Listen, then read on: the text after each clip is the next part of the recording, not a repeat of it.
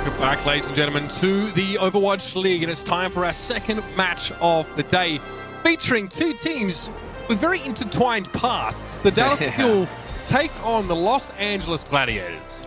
Yeah, these teams, they started kind of their tie together in the off-season. They sit about the same place in the standings now. I do feel like one team headed in a specific direction, though.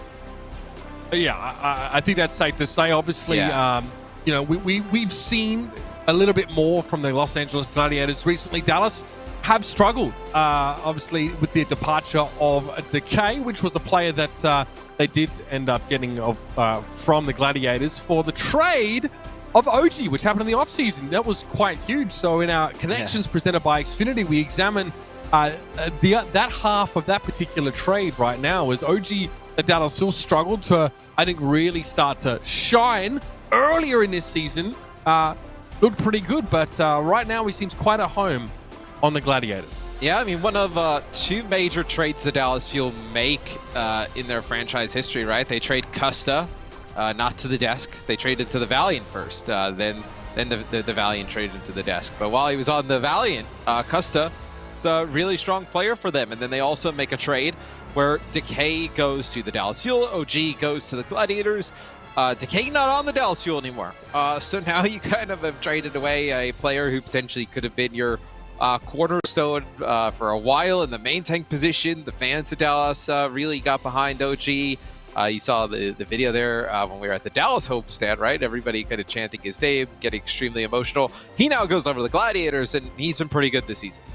And of course, goes over there and beats the Dallas Fuel then with his new team. So as you can see here on Orisa, obviously, you know, numbers are a little bit different there now that the times were different as well, and the compositions that played around at Orisa. But the reason why we want to focus on this particular pick from OG, because we know it's not a preferred pick for him. We know that he likes to play Winston when he can. But right now, from what we saw from the Florida Mayhem, you know, it seems like that is still the way to go now in this current hero pool, right? There's no dive DPS, so it means that we're less likely to see OG play Winston unless Dallas try and go for an approach that we saw from the Titans, which just didn't look that good. Here's the starting lineup for the Los Angeles Gladiators. You'll see Mira and Birdring start in, and Space will be alongside OG. Why it's also hard to play the Winston as well right now, potentially, is you don't have Zarya in the mix either, in terms of the hero pool, right? So Zarya was used with Winston pretty heavily in those type of compositions, with no Zarya in the mix. Not able to run those a lot. Well, you might be able to. Let's see how this series pans out, because I feel like the Gladiators could potentially play some Winston with OG, and Space maybe ends up playing Diva, kind of what we saw the Titans try. Yeah, I mean, that could be an option. Functionally, Zarya sort of did better in longer team fights and was able to shield the Winston diving in. Diva still achieves the same goal, right, of you know, giving some potential protection to Winston on the dive, but then once the fight has begun, or maybe if there aren't enough of those early kills coming, Diva, her job starts to get much, much harder once the engagements happen. So, I mean, the thing is, Space is incredibly potent on any of those off-tank selections here. So it doesn't imply too much about what the Gladiators are going to go with. Let's talk about the Dallas Fuel starting lineup. So it will be Doha and Onigod that combine here. And we've seen Doha in the past play a ton of Sombra. It's sort of one of my favorite picks to see him on. So, you know, we've seen teams go towards playing the Sombra a little bit more recently. And it's been good to hear how Paintbrush has really stepped up on the Dallas Fuel to become, you know, a core shot caller. Yeah, and look, I think when you see this Dallas Fuel roster, like, can they take this roster and be the best team in NA? I don't think so. I think, like, there's some teams that have way more firepower, but, like, this roster is good enough. And I think with the right coaching and kind of retooling in place, like, you know, you add another piece and maybe you can get to the top four. I think Dallas is, like, sitting right on the outside looking in. A lot like how the Gladiators are. They're right on the cusp of trying to break through into that top echelon of teams in NA. We can take a look at Doha Sombra, like you mentioned. He's looked pretty good on it throughout the season thus far. You see 4th in hero damage, just a nice shot farming up those EMPs. Yeah, I mean, at the height of his time on Element Mystic, right, this was one of the picks that he was going towards the most and looked extremely good as a facilitator in many of those fights. So expect to see more of that here. What impresses me, of course, is the hero damage, right? A lot of the time, we always go easier on DPS players who are playing Sombra because she's not really intended to be doing the lion's share of the damage. Doha is a little bit more offensively tuned as Sombra and a little bit more interested in actually, partaking in eliminating backliners like that. And it's a good sign for Dallas, especially with teams using Sombra to try and find that first pick or facilitate for a first pick with a hack or something similar. We'll keep an eye on that one. And the last time these two met, it was a Gladiators 3-0 win back in week number 9. That was OG, of course, in the roster. Then against his old team. It is. Well, that's why week 28 now. Yeah, I mean, the weeks just flown by. There might be a few reasons for that. The weeks have just bled into each other. As see what both of these teams decide to play. We saw a little bit of Pharah played in APAC. We haven't seen it played here in NA just yet, but could potentially see some play here on Oasis. The Gladiators potentially playing a Sombra with a McCree double shield. Interesting style setup with a Baptiste and Lucio. So I think you're seeing a lot of teams kind of experiment now because this hero pool's really throwing things out of whack. Like Tracer or Genji's always been available each week, right? And teams were playing those flankers with some of these kind of stationary tanks. This looks a bit more like what we've seen in the past on Oasis, although not necessarily on City Center, the McCree and Junkrat combination. Now, Birdring is going to have a chance here to cause some problems for Doha and Paintbrush. Far a mercy from the Dallas Fuel here. They're changing off this Junkrat already. Yeah, you can see they're going to switch right off of it. No, yeah, you do not want the junk against Pharah. Even Jake wouldn't do that. This is very Los Angeles Valiant, actually, what the Fuel are going for here. With the Pharah Mercy with the double shield involved. Let's see what Doha can get done here. Halt, accretion dead. Well, nice knowing you. That's what he can get done. Halt plus accretion, so powerful. You get a res back onto him. But you see how weak he is right up in the sky. He has to just kind of break line of sight of this McCree. Birdring, I mean, he plays very riskily, swings very wide to try and find that kill. The refrag, we'll call it, on towards Doha, and it didn't really work out. Now, hold accretion is so potent that normally, even if a Mercy's pocketing the Pharah, she can't be kept alive through that. So bear that in mind. Even a pocket is not enough, but Note does well here to find crucial picks in this fight. Getting rid of OG early is a big one. So now we go to the Widowmaker here. So Widow Sombra on Oasis. Interesting. Okay, with double shield. Yeah, double shield will make this a little bit harder, but really now the pressure's on Doha not to get picked off. A lot of pressure on Oni got there from Mira, but there's Birdring. All right, guess what on Doha? He wants to flick. He looks to the sky. I mean, he's kind of cracked out of his mind. Gets the shot on Paintbrush. OG finishes the job as a gargantuan EMP encircles the entirety of the Dallas Fuel. They are rendered essentially useless, their main tanks especially. Birdring now, a comfortable position playing forward to shut down Crimzo, and now he's starting to fire a little more. The Gladiators still don't have control of the point though. There's still stall going on here, and Doha catches Birdwing completely unaware with a longer range rocket.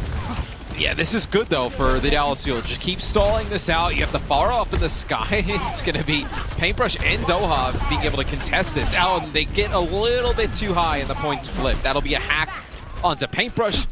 He will fall. Do you stay on the Pharah though? I think that's the question. Like, is Rocket Barrage worth that much? I mean, the fact that you have Rocket Barrage plus Valkyrie, maybe you just kind of tend to use both here in this fight and see what happens, but big Gravitic Flux from space. OG pushed up there, but he was the only one. The rest of the Gladiators were a little bit slow to respond to the Gravitic Flux, and as a result, the crackback damage from Dallas is better. Doha ordinarily wouldn't dare go for a barrage point blank because he would get accretioned immediately. But the fact that he can follow up there as a sort of a response from the Dallas Fuel means that there's no secret there to mess up his day. Accretion was on cooldown. Oh, no. They walk right into it. Dude, the Gladiators right into the barrage. Now the Glads, like, what do you do here? I mean, you have Baptiste Lucio. Yeah, it's a weird support lineup. I mean, we could talk about that, but no one can hide. like, you'll have the walls now as well. But Dallas Fuel, like, you can just you can just hold on to the point. Look how early the Supercharger and Amp Matrix come out. They are able to get Crimso, though. That's huge. It's a lot of the healing there for the Dallas Fuel. Yeah, and Space able to control just the area now as he moves up. And look at this. Look at him pushing forward. He's just trying to make it so, you know, Note's always backtracking and he's getting caught away from his shield there. So that's what we saw at the start of fight as well. I mean, what is the purpose of the Lucio here outside of just getting OG in Space to drive forward and try and overwhelm the front It's line? helping you close the gap because you're at such a disadvantage in damage output with Widow Sombra compared to, you know, Pharah Rockets and Ash damage going down on your shields. Especially, I mean, that's just even without the damage boosting of either of the heroes. So you need the Lucio to close the gap, or else you're never going to be able to have that position like we just saw Space take. Oh, the barrage here. Okay, Doha thinks twice about it. Oh, careful! Paintbrush able to quickly latch onto him and give him that healing, but only got a Note get caught out while Doha was sort of reconsidering trying to make that play. Paintbrush is in trouble here. Gets dropped down. Somehow able to stay alive, and there it is. Doha finds the barrage, dude! Birdring shuts him down, but it's just Birdring. And he has to get away now. The Gladiators are able to even up on capture percent, but time is now very short. The nano barrage there is massive as it connects 4 players. Now the Gladiators, they have to just kind of roll onto the point here. OG goes to Wrecking Ball. He'll be able to force overtime. Yeah, and he gets out the safety as well, so he doesn't actually die for stalling. And the Fuel can't really afford to turn and chase him because he's, well, Wrecking Ball. That is, oh no! Huge gravitic flux here, everybody getting held up, and it is an immortality field available for Shaz, who's actually on a Batiste. Space gets hit with a gigantic biotic grenade though from Crimso, so nowhere to bring their Sigma back into the fray. Only God got removed here, but he's hardly the issue right now for the Gladiators. It's the front line of Dallas that are causing problems, and that Supercharger makes it easier. Somehow, Birdring wasn't actually drawn out by that halt, but it's got to be stalled from Big Goose right now as desperately the Gladiators are trying to get back in position. Space switches to Digma for that extra mobility. But one by one they come and one by one they fall. Right now, the Gladiators, I mean, they suffer. They really suffer against the nano barrage of Doha, Matt. Yeah, and then the looks like that's a nano mercy here at the end, but Birdring with 2, OG with 1. Wait, what? Unbelievable. Birdring gets 3 headshot kills, turns it around. The Gladiators back in control now, 93% in counting. This is not how it was drawn up. Did they just like troll as well with the nano mercy, and is it gonna backfire? Did they think this was serious? You can't be serious. The Gladiators now in control, and Dallas had to go for a stall of their own here. Can they replicate the heroics of Birdring? It's unlikely. Only got taken down just as he touches the ground, and the EMP catches only onto the front line. It's here, and Big Goose boots Note away. Birdring strikes again, gets rid of Paintbrush. Now it's going to be a pile driver into the minefield for OG. Note gets taken down, and that's the objective. The Gladiators take that first round. I haven't seen that kind of individual pop off in quite some time. Oh, that is a gut punch to the Dallas Fuel right there. Dallas thought they had that. They thought there was 0 chance of themselves losing this. And then Birdring just goes crazy. Comes on the flank, gets 2, rotates again, picks up. Oh, what a play from Birdring. No one can hide from my sight. I mean, Only God comes back in there, but yeah, Birdring was just getting started in that fight. Getting the pick off on the Sombra in that fashion is absolutely astonishing. Amir's just restarting his game right now. Yeah, I was going to say, if you're wondering why we are in the pause, Amir asked for a restart of his game. So, but Dallas thought it was over, right? Like, Dallas thought they had won that. Or was the nano used onto the Mercy? Like, maybe somebody kind of went in front of the initial nano target, because it didn't really look like Paintbrush had that coming, but that's still brutal to lose, regardless of how they lose it. You can see just on the players' faces, right? Like, Dallas had such a rough season that those are the ones that you need to win, like to give yourself a little bit of momentum going in the right direction. And to lose a round like that is just brutal. Yeah, they're feeling it big time. Man, this is sweet. So there's a hold there as well. Yeah, no real chance for proper accretion. The experiment produces consistent results. Beautiful stuff there. And the hold obviously helping in a big way. Damage boost plus nano boost. Yeah, you're going to have all you need as Farah to make that kind of play. But it's really been a while since we've seen Farah actually get the big value barrages. So for the Gladiators here, do you play the Widow again? I don't think so. This is like one where you can run McCree. Like Doom McCree wouldn't be a bad setup here for the LA Gladiators. For the Dallas Fuel, I think you could kind of play the same composition you were running. You were doing pretty well as Crimson now will play the Batiste. So this will give you the immortality for a little bit better close quarter play on the point. Mirror on the Junkrat again. I assume as soon as they see this Farah, we're going to see the same exact thing with a switch off yet again. Back to Sombra, it's likely. But Mirror isn't actually waiting for anyone to scout. So he's pushed out of spawn. There's no switch off for him, at least in this next fight. He's got to now. All the Gladiators. Yeah. Yeah. So he stays here. Accretion, able to stay alive though. Nice healing there. Very rapidly been given to him by Shaz. And Birdring's looking for this Farah Mercy duo. The Gladiators are trying to be the ones here that do the maneuvering. They've got the Lucio. Gamsu somehow stays alive against Birdring there. Not really sure how he managed that. And the Gladiators are going to be chasing Dallas as much as they possibly can now. The Fuel want to keep this Farah up, continue to try and break line of sight around these corners, around these buildings. Doha can't hang on. Paintbrush had to dash away, and he got picked up. Now Dallas, I guess the sort of centerpiece of their composition is missing, and Mirror can work them down. Yeah, there was no immortality field available for the Dallas Fuel. Crimzo had to use it to keep Gobsu alive. Then you had the Gladiators just back up a little bit, then play to contest the point, and not able to keep anyone alive. So now the Junkrat may pay off. Kind of walking in, using the shields into the Junkrat. McCree combination could be pretty tough for the Dallas Fuel.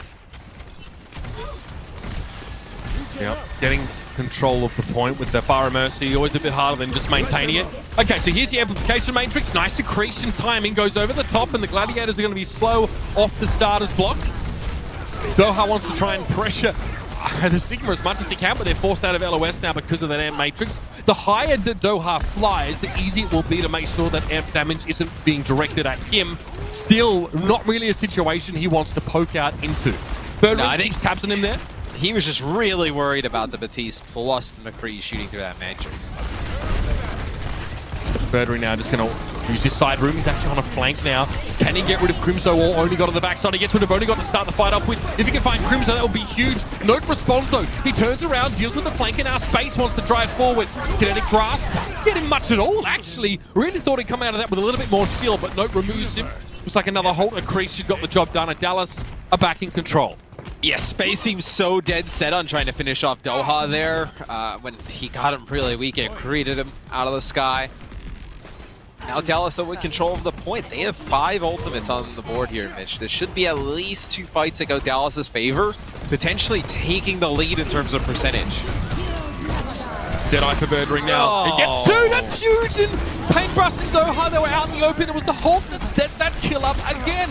Fantastic stuff from OG. Constantly paving the way for Birdring to make these plays. And Crimzo, yeah, I mean, that's going to happen. It sat under his immortality. Phil was able to find Birdring, but still, most of the damage has already been done. And Mirror now, again, late in the fight, the Junkrat's starting to come alive, and he has a Riptire if he needs it. Doha switches off the Farah, realizes it's just too risky, and he's not getting enough value. Gamsu, though, might help his team stay in control here. If he just got away there, maybe he could have done more. Great immortality field from Shaz to keep OG up. I was going to say perfect timing from Shaz. OG was pretty much dead to rights there. Birdring came out on fire in this series, man. Like being the double kill in the Deadeye, it's like pretty flashy, right? You get the Farah, you get the Mercy. But going up that staircase and then being able to fight Crimzo on the Batiste, he ends up losing the battle in the end, but still just occupying him from providing healing on the point and forcing him to pretty much solo immortality field himself. Big plays from Birdring. Now a tire here at the end.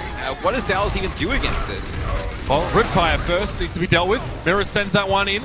Doesn't want no boost back. Okay, I like that by Paintbrush, but it's not enough to keep Doha alive. And Tyre is still sent his way. Immortality field pushed down now. Very aggressive use of that Batiste cooldown. And oh, you see Space there. He realizes these hyperspheres won't go all the way to his target unless he bounces them. And he just bounces them at a very sharp angle off the ground at his target. Very clever. They lose Mirror. You'll get a touch. Paintbrush will trigger OT, but a Gravitic Flux here from space could put this away. And Doha's trying to flank on that left-hand side, but I really don't see him getting much value into a Deadeye, and he doesn't. The Los Angeles Gladiators looking very comfortable now behind a double shield setup, and they even get to play a bit of Doomfist themselves. They'll take map number 1. The second round, much more convincing, but the first was set up by Birdring just going absolutely mental. Well, I think that's kind of the story, at least for me here in map number 1, is Birdring looked on fire in the hit scan roles. You know, the Widowmaker and the McCree, it was a little bit of a throwback, you know, to how we've seen Birdring play in the past, where if they can't control him on some of those hit scan heroes, this is going to be a quick one. You cannot allow Birdring to just kind of run free like that. And this meta looks like it suits the Gladiators just fine, Matthew. You know, Mira gets to play plenty of Sombra, Birdring, any hit scan, any day of the week, he'll take it.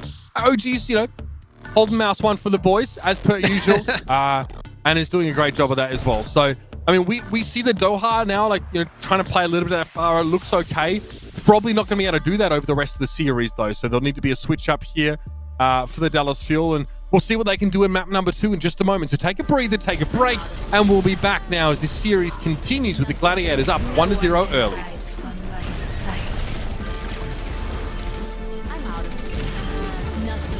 No one can hide from my sight.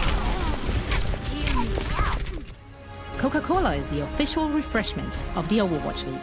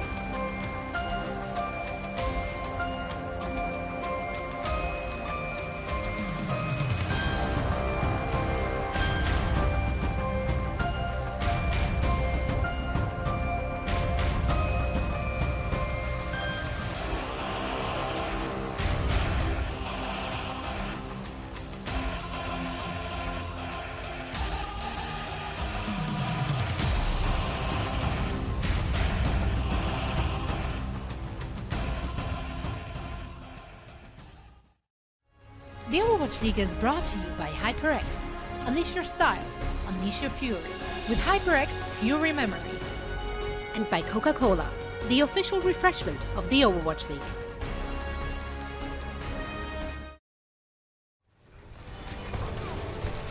And the Los Angeles Gladiators continue to look for a clean sheet against the Dallas Fuel now, and so far, not so bad. Looking very comfortable, you know, when it came to the classic Junkrat McCree setup on Oasis. But obviously prior to that as well, when it was, you know, Widowmaker Sombra, they made that work too. But that could have been a much longer series were it not for Birdring taking the game over. He was lights out. If you cannot stop Birdring from playing like that, I mean, it's gonna be really tough for Dallas Fuel today. I feel like Dallas had an opportunity on that first point. And then once they blew it, they looked good. It didn't really look that good on the second point. You just hope they can get the momentum going in the right direction. It's a team that's been through a lot this year. No, they've gotten close a lot of times. Where a lot of people were saying, hey, you know, this team looks to be on the rise, like could potentially contend for like top 4, top 5 NA. We just haven't seen them get over that hump yet. And we will sit and continue with that same composition for the time being. And we're watching for Onigod to continue to work as a part of this team, right? I mean, I think that was one of the things that Astro really spoke highly of Onigod, is that he was, you know, he was involved and he was willing to sort of work with the team setups here. And so far, I mean, it's only been early days with his involvement with the Dallas Fuel. So Onigod is a very good player. We take a look at the map set. Icon will be next, but I think he comes into a rough situation, right? Like you're coming in and you're replacing a player like Decay, who Decay was playing like MVP quality Overwatch for a while, and Onigod is good. I just don't think that the Dallas Fuel fans they've gotten a chance to really see him develop and see a team play around him yet. He can be a pretty prolific player as well on the hit scan rolls. Eichenwald is going to be our second map in the series, and maybe you get some cute Pharah play from Dallas Fuel at some parts of the map, but it seems awful risky given just how much open space there is. Seoul Dynasty ran Pharah last night in their game against the London Spitfire on this map specifically. And this is a map we've even seen Pharah used on defense in the past, right? So you think if Dallas wants to use the Pharah on offense, potentially you'll see it used on the defensive side potentially as well. Let's see what the Gladiators show us on defense first here. McCree and May combination is... All right, that's interesting. So Birdring no longer chained by having to play May. We saw that from him over the last couple of years. We're going to see him continue on that McCree. So Dallas, if they try and go for the Pharah setup here, will have to deal with that kind of pressure. Also Holtz from OG, who's been unbelievably good at setting up these kills. I mean, like OG, Birdring, and Space all very much on the same wavelength when it comes to combining to organize around getting these initial pickoffs. We'll see Kevster, obviously subbing in for Mirror here. Will show us his May. Yeah, this comp allows the Gladiators to control the choke with a Baptiste and the May, obviously with the double shield tanks, but also have the safety of having the McCree to be able to deal with this far in the sky. So a lot like how Seoul Dynasty did last night, some damage here through the choke, forces some players back, and play around this pillar. Doha just needs to poke out for 1 or 2 moments to send these rockets, and he's already back to safety. I mean, he wants the fight to happen here. He's in such a great spot to get damaged, but Node already goes down, and with the collapse of the front line of Dallas, Doha is eventually going to get scrutinized. I mean, you see how the defensive Lucio comes into play there, right? You can see it from Doha's POV, how fast the Gladiators take the fight when the May wall comes down to the Dallas Fuel. Once the May wall comes down, it's basically like at the same time, simultaneous with the speed boost, and they just charge right into the Dallas Fuel. And with the shielding in play and like things like kinetic grasp and damage going down on the Doha, it's not enough damage to even concern the Gladiators for keeping the push on going. I mean, Dallas have to be very careful of that May wall, right? And that is obviously the signal, the dead giveaway that the Gladiators want to push up and use Lucio's speed boost to get into striking distance. This flank. Okay, flank fan, hammer, free damage on tanks. Doesn't result in any kills though, but still it looks like Node doesn't have any time to worry about Birdring where he is. Yeah, they have to use a nano boost here onto Note though to keep him alive even, and you'll have an Amp Matrix available for the Gladiators. If need be, that's an ice block from ice block from Kevster because he's taking damage from that dynamite from Onigod. Doha, as soon as he starts firing, immediately Birdring's head swivels towards him like an owl and starts taking shots at him. With Onigod down, now Doha's the only DPS he's going to try and go. Okay, he attempted maybe a barrage setup there with his positioning, but the accretion actually hit him not while he was standing still barraging, but while he was in midair, so that was a nice shot. I like the head on a swivel. I've never heard anyone actually have to go the next step and describe what a head on a swivel would be like, which, to be fair, would be like an owl's. Yeah, because humans' heads don't do that, but Birdring isn't human, Matt. Right. He's not from this planet. Owls are birds, so there you go.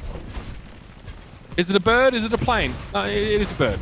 He's gonna go for like a flanking Deadeye here, maybe like a Gravitic Flux plus a Deadeye. He's waiting for Onigod. He's waiting for Onigod to come up here and try and get that position again so he can flash him straight away. And if he doesn't come up here, then he flanks, goes through a Deadeye, like you said. But he just wants the Ashe to push him. All right, he sees only God now. Deadeye is going to be the option. Crimzo just been out of line of sight. And Doha's already gone down here. And now Birdwing just goes back to safeties. Plays the high ground. Man, Dallas are getting the meat grinder right now, Matthew. It's not good. Yeah. Space just gathers him up and throws him over his shoulder. This is as close to the spawn camp you can get on Eichenwald.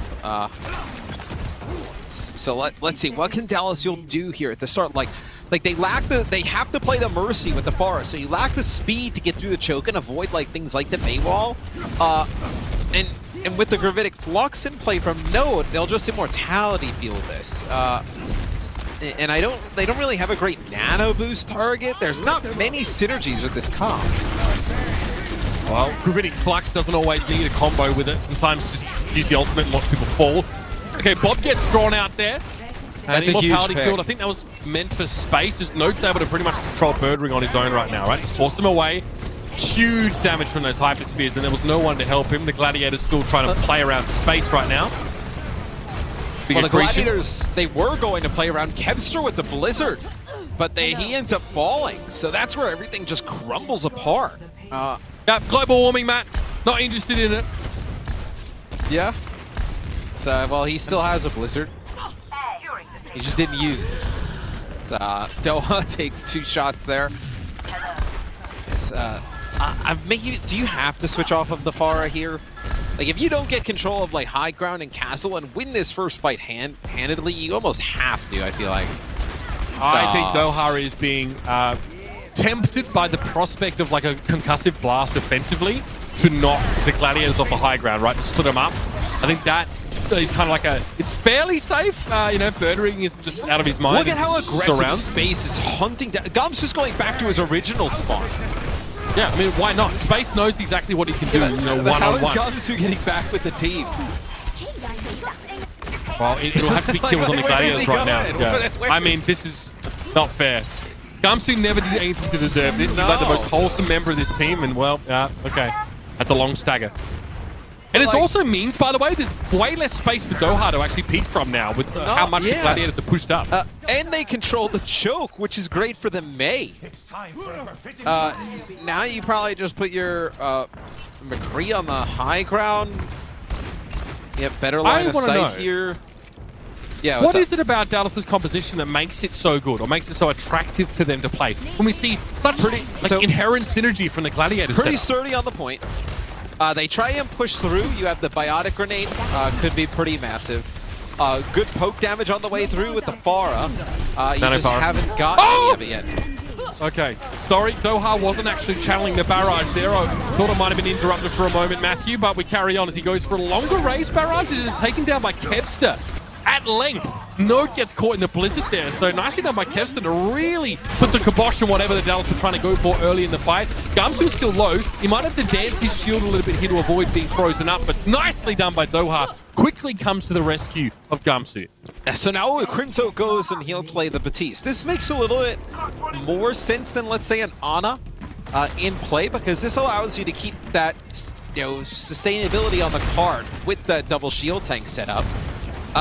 With the Immortality field. So you'll have a Bob here as well. Speed boost comes in from the Gladiators trying to get control of high ground. Supercharger, Birdwing. Okay. We get maybe some damage there. Gumsu went down early. It's traded out for big boost though, and Bob gets mostly cancelled out. Crimzo v Kevster. Crimzo wants to win another 1v1 against the DPS. He was looking like he was going to do it too. Only got his down now, so Doha really needs to step up. And things are in disarray right now. Both main shield tanks for the Gladiators are split up here. And Doha's in a decent spot to pressure, but Saz is also a hit scan. He's able to deal with Doha at the cost of his own life. Big Goose now hoping for an environmental kill to really swing things in the Gladiators' favor, or at least deny his high ground. Space gets up there. Unclear as to whether it was because of the Gravitic Flux he was able to get up there or went the long way. Either way, having him in that kind of off angle is so powerful for the Gladiators. And Birdwing's just waiting for a shot that's never going to come because no one's on the car for Dallas. So that is where the payload progress will end for the Dallas Fuel. I think you probably need to see them go with a different look on defense. I think if they come out and run this far on defense, I think they just play Mei Lucio and just run them over. I don't know if they're going to be able to sustain on through that. So if you're the Gladiators, I probably run out with the same comp, which looks really close to what they're doing. Yeah, they're going to run the same comp on offense. I like this decision from the Gladiators. Dallas Fuel, seeing that Mercy pick tells me we're going to have the Pharah yet again. The longer that Dallas can keep the Gladiators at arm's length, the more success they're going to have, right? Absolutely. Ash over a long fight with multiple dynamites. Pharah getting you that value while staying out of line of sight. The problem is it's kind of hard to keep them at arm's length because of the Lucio, and the McCree means that Doha can't creep up close to the Gladiators setup. And the Batista is a little bit of a safer pick than the Ana for Dallas Fuel, because when the push comes through, they speed in with the Mave Wall. You're most likely either split off or have to find an off angle. Landing one of those biotic grenades or even being able to get some healing down with double shield, kinetic grasp in play, it can be pretty tough. Where at least like the Batista, you can use the immortality field, you can get a different position, you're able to just kind of AoE heal on the ground. Looks like Bird Ring, Kevster at the start will play the Widow just to get a shot potentially here. Well, not bad. Pressure's on Doha. Now, even the threat of the Widowmaker for Doha will force him back until he sees what Kevster switches to. It's probably now. We'll see now as Kevster has to rejoin the rest of his team. He'll need to cross this gap to do so. And I do find it somewhat funny. They let Kevster take the Widowmaker shots after Birdring just had a play with Widowmaker, just killing 4 people to win a point. But, you know, probably wouldn't have resulted in a kill anyway. Space forced to back up here. We'll talk about this in just a second. Yeah. The setup there for the Gladiators, that's not where they actually wanted to fight at all. Shaz goes down, so does OG. So when the Gladiators pushed out there, Matt, OG doesn't put an Orisa barrier down. It's just the Sigma barrier because the Gladiators want to wrap around and take the high ground. That option gets taken away from them when Gamsu halts about 4 of them together. Then OG's forced to put his Orisa barrier down, and then the Gladiators are in like an awful spot. Right, this is not the live patch, so the halt radius is still the same as previous. Eventually, we'll get there. It's the diameter of the sun, basically. Yeah, so you see, big halt, and Anti comes in there from Crimzo. I believe that connects with 3 players. This will be the Gladiators just kind of regrouping after that. Doha is so crazy that he goes for that. He actually gets a 1-for-2 trade. So in the end, it works out. Gamsu is single-handedly carrying the Dallas Fuel in this defensive round. His halts are perfect. The Gladiators just want to get into... They don't want to use their Orisa shield until they're ready to. OG is being forced to put his barrier down and forced to fight out in the open where they get halted. Yeah, it's tough. I mean, this is where you're starting to like the Pharah composition, right? When those halts come in, the big biotic grenades, and then you also have the damage that's being put down by the Pharah, forcing out immortality field early. Like, look from Shaz's POV with all those crosses coming up. This is a very different approach now for the Gladiators, Matt. They actually stand and fight off the bat. Huge body grenade from the backside for Crimzo, but he can't stay alive. Big Goose gets his revenge, and that immortality field is able to sustain space for as long as he needed. Now, what about Doha? Another barrage for the Pharah. And a lot of pressure now to be applied in the front lines. He attempts to go in for something, but Birdring shuts him down immediately. He was waiting on the bridge for just such an opportunity. Getting that mini health back is big for Birdring, but he gets himself caught out of position. Only got hits him with the dynamite. But the Gladiators win their front line brawl finally after starting the fight within an amp matrix. Yes, the biotic grenade is good from Crimzo, but I'm sure they would have much rather had him alive for most of that fight, as losing him with the nano boost is pretty tough there. So Onigato will play McCree now for the Dallas Fuelers to be the Gladiators taking point A. See what they decide to do here for point B. They have the Lucio speed boost, so you can actually get through this castle rather quick. Just puts pressure on the high ground if they so wanted, but you see both tanks, they go under the underpass, so you can't really take a lot of poke damage from up above. Space essentially playing an off angle just by being in the castle. He just wants to make sure no one can run at them from there. Okay, that would have been insane. Paintbrush hack trying to get back towards the Pharah. He's in trouble. Birdring just needs one more body shot. Sometimes they're the hardest to get, especially against such a svelte figure as the Mercy. So Paintbrush is able to get away to safety once again. Amp Matrix is thrown down, and Big Goose is here just to make sure Gamsu stands out in front of that Amp Matrix. He goes down to space eventually. Note was looking for a finish on Kevs, but he translocates out. Another nice biotic grenade from Crimzo on space, who has to use his kinetic grasp to stay alive. So OG drops Supercharger there. He's like the only one alive from the team up at that point. They'll use the Gravitic Flux as well. Hack!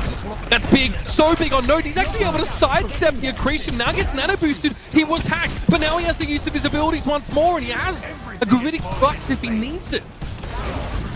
And that's so big. You know, investing now just the damage reduction side of the nano boost to keep Note standing. Even with this lost fight, though, the Gladiators get close enough. So you see where the payload is at the top of your screen and where that golden box of victory is as well. They get close enough where just EMP wins the game pretty much if it's a good one, right? And they get value out of it. There's no big support ult on the other side. They don't have a sound barrier, no transcendence that they can like kind of hide, come out of nowhere, keep everybody up. It'll be much harder for the Dallas Fuel to kind of weather through that EMP if it's good. Doha will just play above the situation. Hacked there briefly. Now what's Kevster waiting for? The Birdring now operating inside the castle. Some early damage on Gumshoe. Forces a barrier, which is bad for Gumshoe if everyone pushes up. Look at this. Now that Gumshoe's barrier is down, that's when the Gladiators want to push in, and Kevster gets rid of Doha. Big EMP. Birdring forces Gumshoe to part with his most important cooldown, and the Gladiators see a chance. They pounce. Only got down to Birdring in a very tight 1 versus 1. Birdring eventually chased down by Note, who follows up a big Gravitic Flux. They're able to withstand that EMP, which is massive there with the Dallas Fuel. I believe it's a Valkyrie that ends up going off there, and the Gladiators, they kind of beefed that was an opportunity they could have had to potentially put it away. Onigod will take Kevster out. Now you have this Rocket Barrage Nano Boost combination for the Dallas Fuel. So they could potentially take this second map. Hey. Doha wrapped around now, and the pressure is on for the Gladiators. Now they have less time to check their corners and check their flanks. Crimzo has a nano boost here as well, which is huge if Doha wants to have an unfettered barrage. Okay, Gumshoe drops down, halts. Immortality field immediately used, and Doha's out of the picture. They were banking on a barrage into the halt, but now the Dallas Fuel don't have that as an option. The Deadeye came with the perfect time for Birdring, and now the Gladiators push on up. Note is surrounded and taken down. Just when Dallas were looking to end things right there, they get interrupted. Doha doesn't bother. He switches off the Pharah now. No barrage available. It's the Doomfist for the final fight. The final chance for Dallas to stop the Gladiators and get themselves a map win, Matt. They're going to head to the high ground. Hold on to Crimson. Whirly. They can't touch. They can't. Unbelievable stuff. The Gladiators, a very compromising position. They were up against the wall and up against the nano barrage, but they find a way around it, and again it's off the back of Birdring starting off a huge fight with that Deadeye. My God, what a conclusion to Eichenwald. Could you think of 2 more brutal ways to lose the first 2 maps than what we've just seen from Dallas? They're in a good position. The biggest threat was the EMP, and they're able to get through that. And then a Deadeye takes out the Pharah, who had the barrage. You have to switch off of it. You nano the Doom to try and get to the point, and he's like halted with the seismic slam in the air. He can't make it as it's tough for the Dallas Fuel, man. It's tough for the Dallas Fuel. Birdring is absolutely transcendent today. 13 final blows, 8 deaths for him. Doha looked incredibly good on the Pharah in that map, especially. Definitely a comfort pick for him, one we've definitely seen from him in the past. And Dallas making that composition start to work for them until they ran out of gas. That's unfortunate for them, and it's much to be discussed about this series so far, but the writing's on the wall for the Dallas Fuel. They'll need to win that map number 3 after our halftime break. Let's hear from our experts on how this match has been going.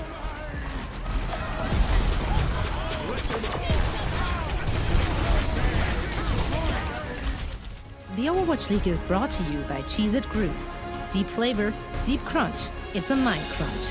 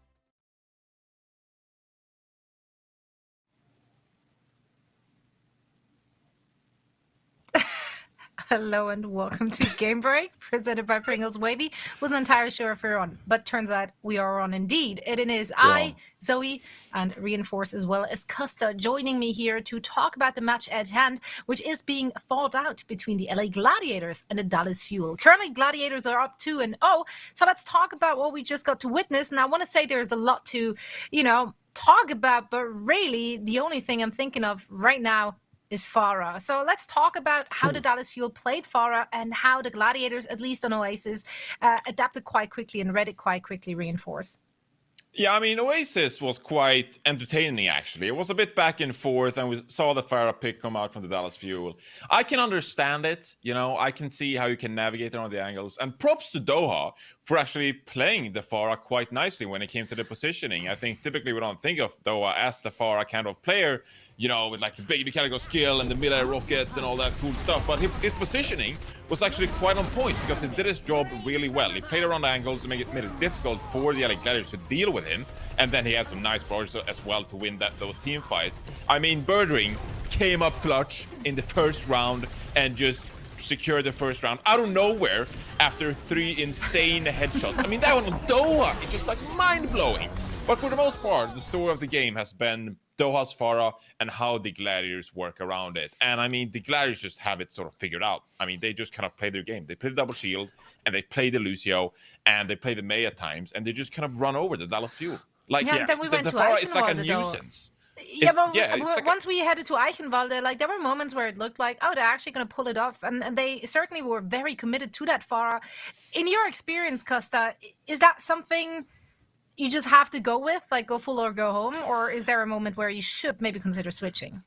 Dallas is currently playing the Valiant special, and that's like when I used to play on the Valiant, pretty much our default, if things weren't working, we would go towards Pharah Mercy, and that seems to be what the Dallas Fuel are doing right now. They're gravitating to playing Pharah wherever they can, and you can't blame them. Oasis is a very good Pharah map. You see them get a lot of value for it. They sort of challenge Birdring to be like, you need to hit the shots, otherwise we're going to run away with this.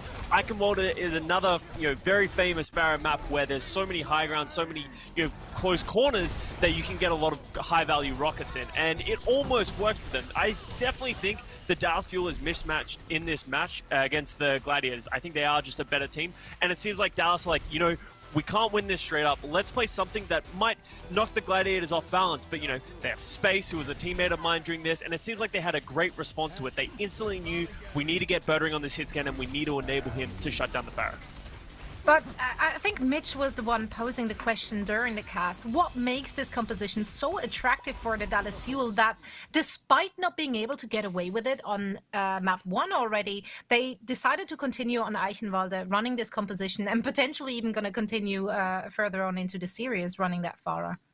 I mean, the thing is, right, it puts the LA Gladiators sort of on the back foot because generally we think of the Gladiators as a very proactive team that likes to initiate and have that aggression. And usually that forces the Gladiators into very open positioning. And that's when Pharah can hit most of those rockets. And that's when you get the most value, right? So with this pick, the LA Gladiators, they have to play more passive and be more aware of their positioning, play more indoors, be more strict around rounding the corners, etc.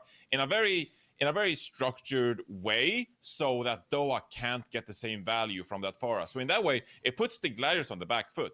The thing is, like Costa said, the response from the Gladiators is so good, like their positioning is on point. Good speed boost coming out to really help the team navigate around the map and deal with Doha on the Pharah. So like at the end of the day, like if I'm the Gladiators, I don't really care.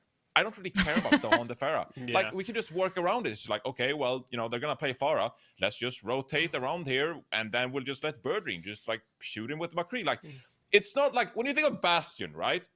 Okay, Bastion, you're scared. Bastion? Because you really have to be afraid of the Bastion. Because if the Bastion does work, you're going to lose the team fight. That's how it is. So you're scared of Bastion. At Pharah, you don't really care. Like, you just kind of work around the map, and then you shoot at the Pharah a little bit, and Doha can't get that much value. So, I think the guys are pretty confident. When all else fails, just send in your own personal Birdring to clutch it out, as he did on map number 1, and that's why he made it into Crunch Time, presented by Pringles Wavy.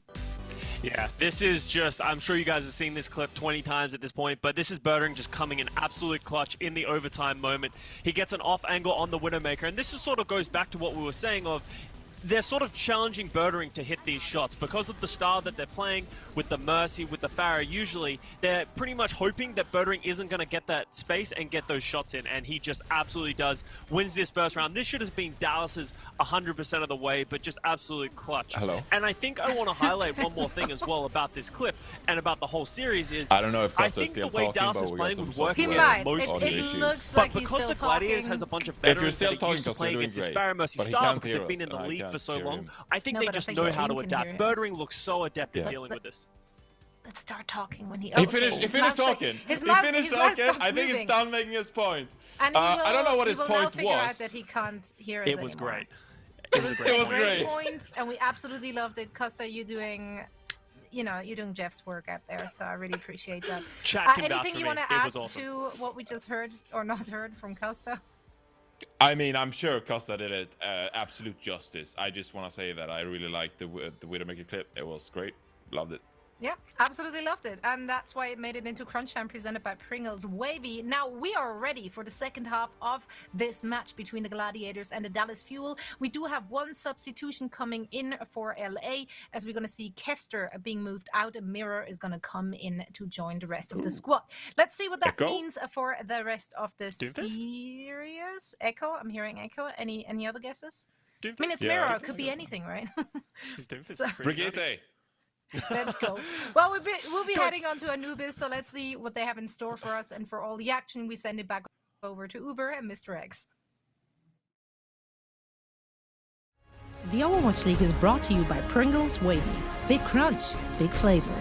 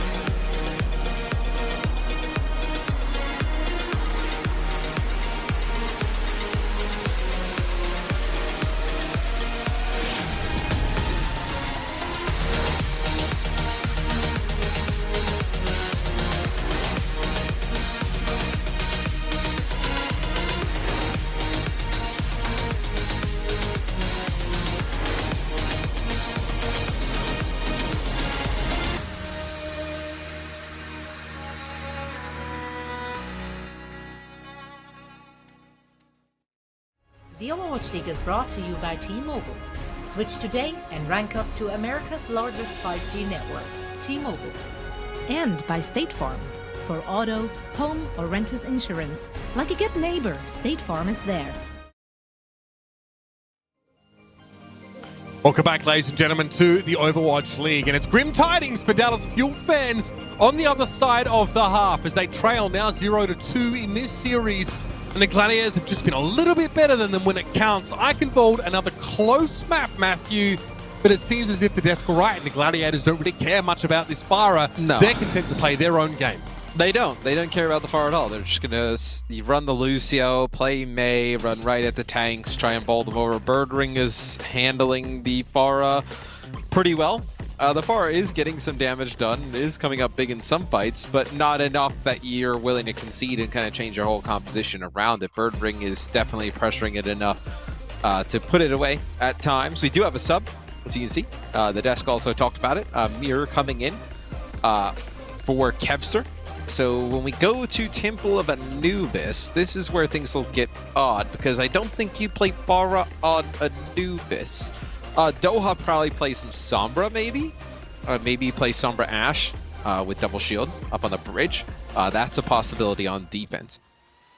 We've seen a point B Sombra action, point B Pharah action in the past, Matt. It's always been a little bit weird. I'm not saying we should probably expect that, but yeah, maybe some more hit scan here. It'd be interesting to see how this match is played out now without sort of Genji Tracer, sort of that kind of action. It looks like the Gladiators on defense. I mean, if they play Ryan Sigma here, this is kind of cool, right? They're actually playing without the Lucio. So it's not like the rush composition that uses Lucio, Moira, Reinhardt, and Sigma to close the gap. But you're playing around a choke. Like, you do have 2 shields. You feel like there is a bit of safety for a Junkrat to get value here, Matt. So maybe not a huge shock to see Mira select that early.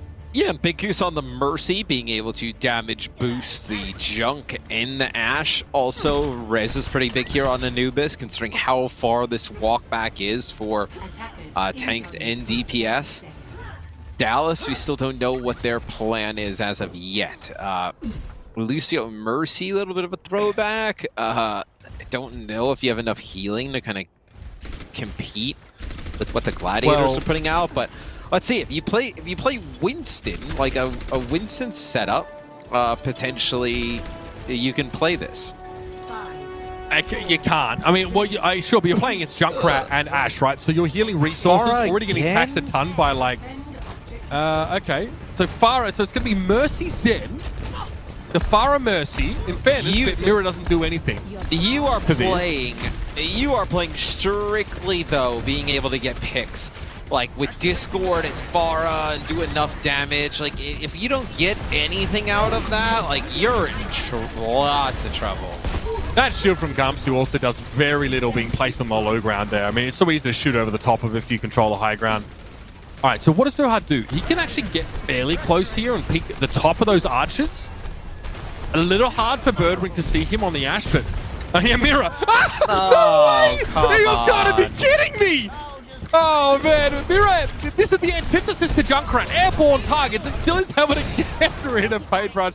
Oh, my God. You'd be so mad as Paintbrush. Yeah, you know how they know they're not really worried about the Pharah is they're having the Junkrat challenge the Pharah up in the sky. Yeah, that's brutal. Wrong. It's just wrong. Mira just breaks the shield rather quickly here for Gamsu and gets himself a moment alone now with Crimzo, able to eliminate him all too easily. And I mean, Shaz is also cracked, in terms of like, a hit scan player. His armor was also really nice, so he's happy to try and shoot down your Pharah, especially if the Mercy's not there. So let's see this.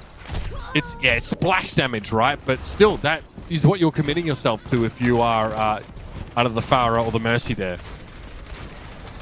Like, what do you get out of the... What do you do with your Transcendence here? You try and keep your front line alive. She sure as hell won't be doing anything for you fast. Here's a Riptire. Transcendence isn't going to save anyone from this one.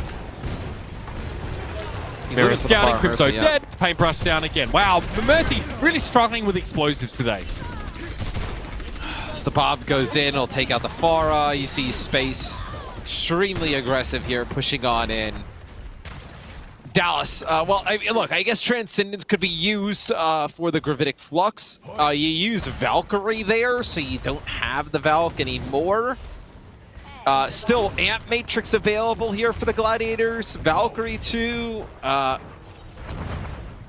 lot to work with here for the Glads, as we're down to just a minute and 30 for Dallas to get something done. Again, Mira just steps in, only got no room to work with. Remote mine thrown in. Mira, I mean, it's very aggressive from him. He does go down as a result. He was halted back into position, I think, but Mira's now brought back to life. Crimzo gets the Transcendence off, but how much value was really gained there? We'll have to wait and see.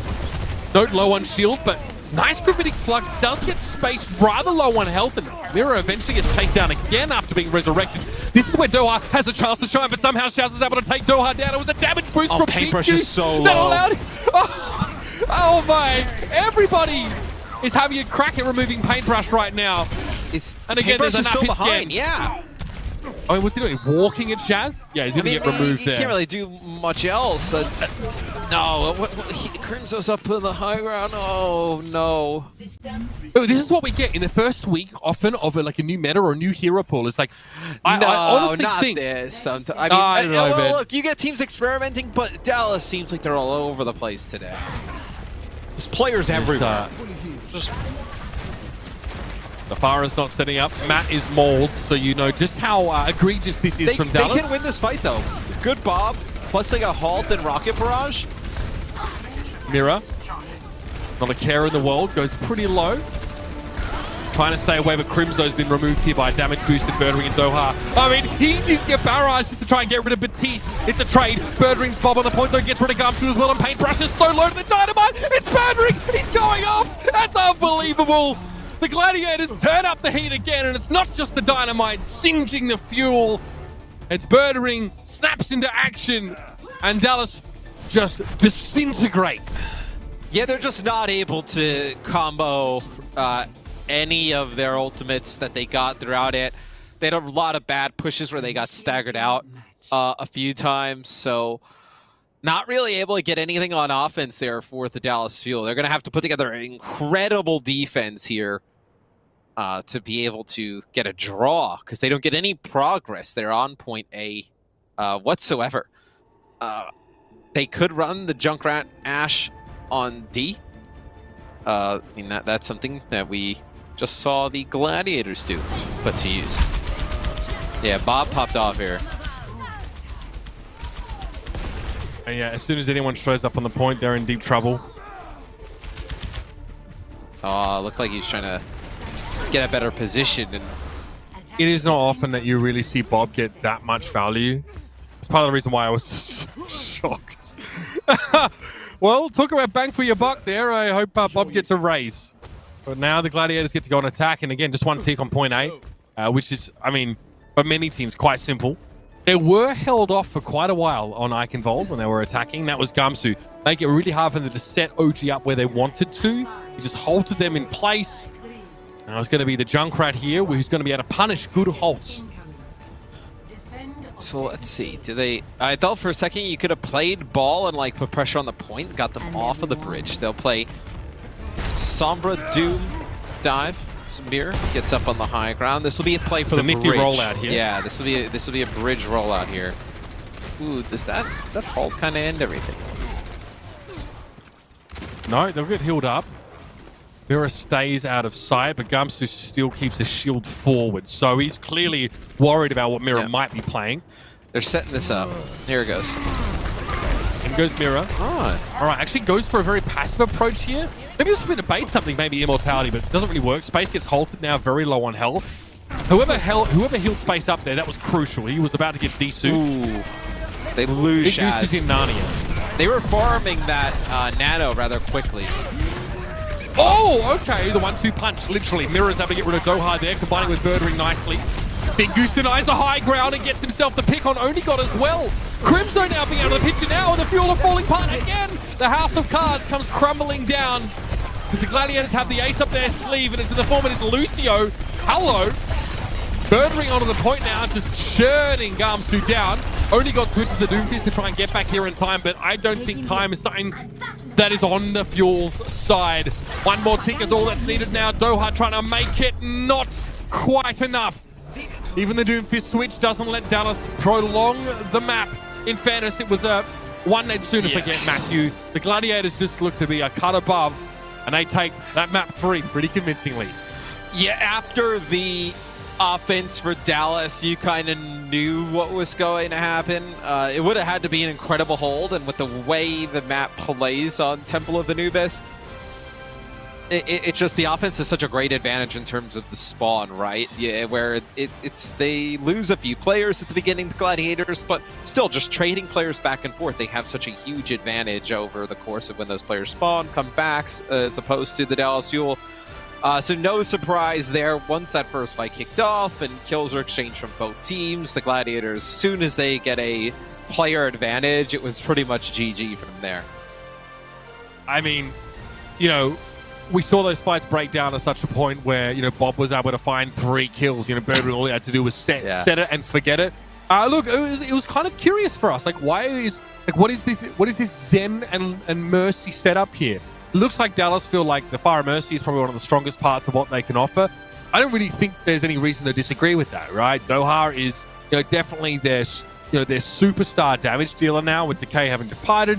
We know that Farah is one of his most comfortable picks. A Sombra looks really good for him as well. So you can play around it, that's fine. But there are so many things that make life hard for Farah, and the more investment you put in this Farah, the less you have for your front line. Yeah. Especially when you have one healer that is pocketing the Farah, who constantly has to stay with the Farah because the enemy has a McCree. The enemy also has a Junkrat. So your healing resources are being stretched to their very limits because you have one support that's dedicated to keeping your Farah alive under scrutiny from Batista McCree. Right, I didn't hate the Farah pick. I just wanted to see something else. Like, once it wasn't working and we had, you know, clear evidence it was not working over the course of, you know, 2 maps, like maybe come out at halftime, Anubis, there's a lot of other compositions you can run, try something different. But to just run it again on Anubis, I was kind of a little bit disappointed to see the Fuel do that. I would like to see them give a different look. They could have played something like the Gladiators did with the Sombra in the mix, right? Gamsuno could have played like Winston Diva, a few other variations they could have ran. We didn't see today, but maybe we'll see it from the Fuel tomorrow against the Titans. Yeah, obviously we'll still see a little bit more of the Dallas Fuel this weekend, but it's time to crown our player of the match, presented by Xfinity.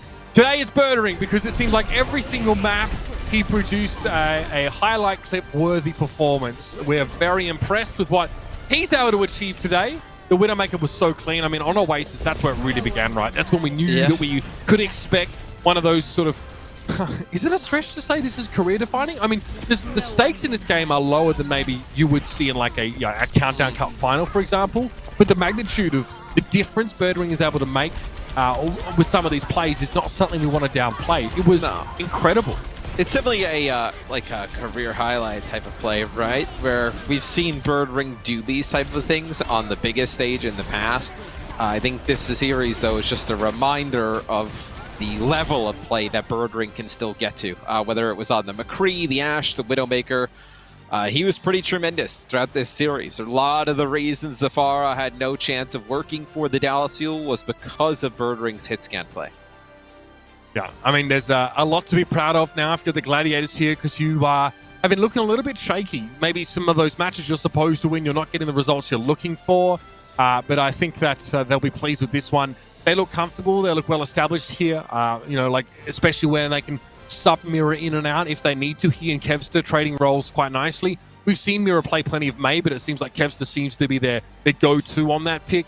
Again, you know, Mirror always has the option to sub back in, I guess, at Flex if they need him, but Zaya right now, not really a thing, given that it's unavailable. But yes, we have a chance here to hear from Space, who comes in on Flex Tank and puts up a big performance. So let's hear words from the victor's mouth. Very much, Mitch. Yes, I'm here with Space after a relatively clean 3-0. I said it was clean anyway. Space, you know, you might have wanted to do better. You know, any thoughts on that matchup? Could you have done better? What could you have done better? I think we struggled on rotations versus the Pharah. Like, we didn't really play against Pharah Mercy that much coming into this meta, so that was kind of difficult for us to adjust to. And I felt like we were showing a little bit too much respect to them, but that was like our only issue. Other than that, we were just a better team. Were you expecting the Pharah at all? I mean, obviously we had a new hero pool coming into this weekend, and I don't know what teams have practiced, etc. But did you expect Pharah coming into this matchup at all? Yeah, we knew it was a possibility. We didn't think they were gonna mirror us for sure. Like we didn't expect a mirror. We were expecting like some type of dive or some type of other cheese. So the Fair Mercy came out. We were kind of prepared for it, and we just struggled a little bit on moving as a team, like staying as a unit. And other than that, it was good. Yeah, well, it worked out. You know, obviously 3-0 in maps. Overall, this hero pool, though, you know, big shift considering that Tracer is gone.